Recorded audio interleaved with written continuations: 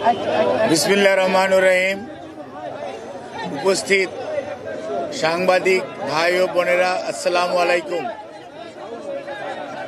বাংলাদেশ জাতীয়তাবাদী দলের চেয়ারপারসন দেশনেত্রী বেগম খালেদা জিয়া অসুস্থ অবস্থায় এবার কেয়ার হসপিটালে চিকিৎসাধীন আছেন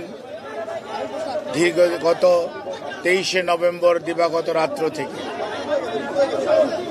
আজ 6ই ডিসেম্বর আমরা ওই দিন প্রেস ব্রিফিংয়ে আপনাদেরকে বলেছিলাম যে মেডিকেল বোর্ডের পরামর্শক্রমে আমরা হয়তো ওনাকে দেশের বাইরে নিয়ে যাওয়ার জন্য সর্বোচ্চ পর্যায়ের চেষ্টা অব্যাহত রেখেছিলাম, কিন্তু ওনার যে এয়ার অ্যাম্বুলেন্স যেটি কাতার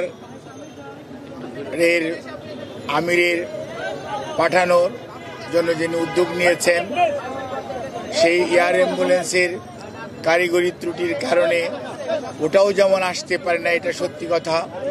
অন্যদিকে মেডিকেল বোর্ডের সদস্যগণ জরুরিভাবে মেডিকেল বোর্ডের সভা করে এবং একসাথে বসে সিদ্ধান্ত নিয়েছিল যে ওই মুহূর্তে ওনার ফ্লাই করার সঠিক হবে না।